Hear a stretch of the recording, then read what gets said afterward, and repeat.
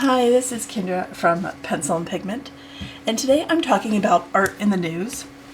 And this story is kind of wild, but I don't have an exact date, and you're gonna kind of figure out why. But buckle up.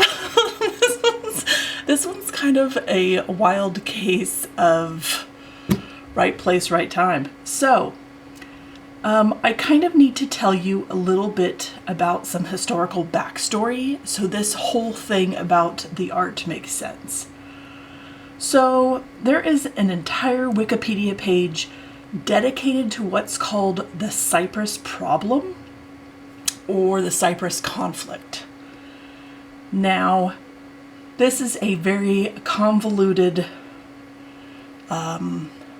history of this country that spans other countries and other centuries.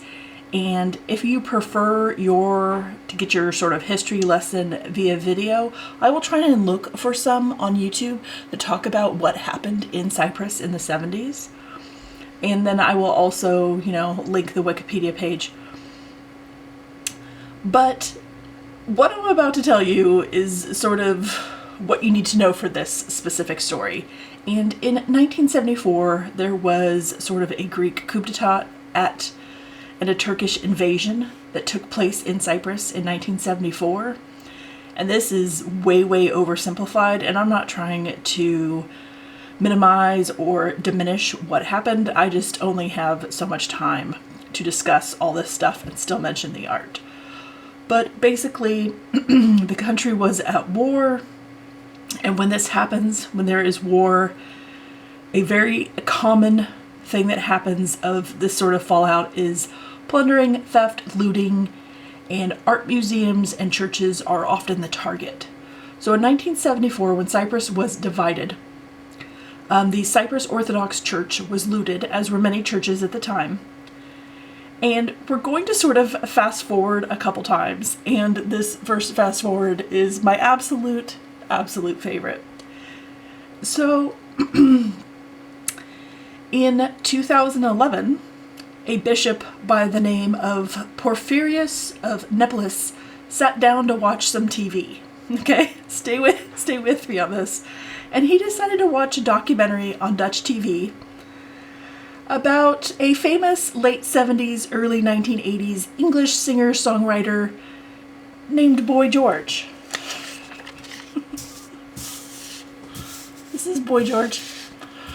If you're not familiar, you may not be familiar with him based on where you live and what era you were born in, but he's very popular in the US during those time spans. And I'll link some of his greatest hit videos and songs in the description box, and they're an absolute lot of fun. He was a part of a band called Culture Club.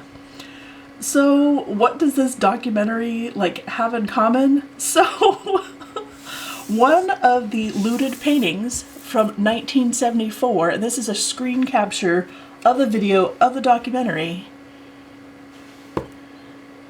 right here. Right here. So this is one of the paintings that was looted. Now, Boy George didn't know that. He purchased this from a London art dealer in 1985. He had this in his possession. This is his sort of walk-in wardrobe, his walk-in closet. He had it hanging in there. He cared and took care of this 300-year-old art piece for over 25 years in his house until a bishop sat down to watch a documentary about him on Dutch TV.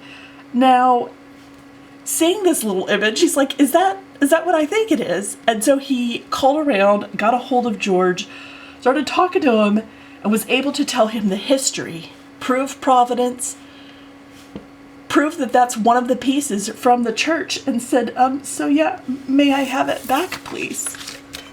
And George, whose real name is George O'Dowd, said yeah.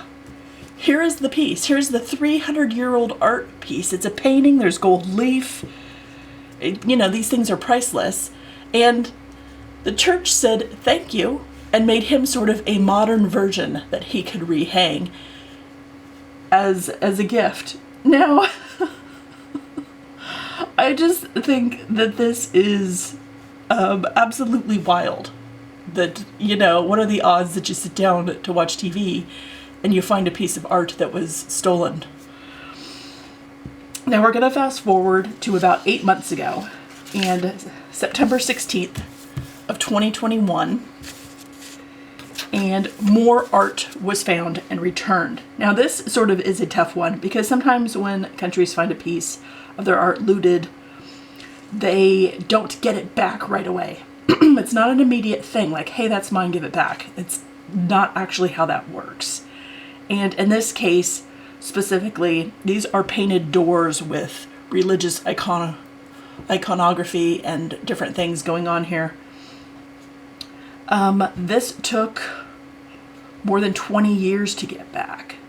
So they knew where the doors were. And they were, this is so wild, they were in Kanazawa Art College in Japan. And this is sort of the typical story you hear when you read about museums or institutions or countries trying to take back their art. It becomes a really long legal battle that spans years. And that is the case for these doors. Now, this isn't like an attack on anyone or any place. It's just, if you read online articles, I'm going to link a newspaper called the Art Newspaper, and you can put in your email address and they will send you digital articles. You don't actually have to pay for some of the freebie articles they give away, and they send really up-to-date art news things about what's going on in museums and different acquisitions and different things being given back. And this is such a common story.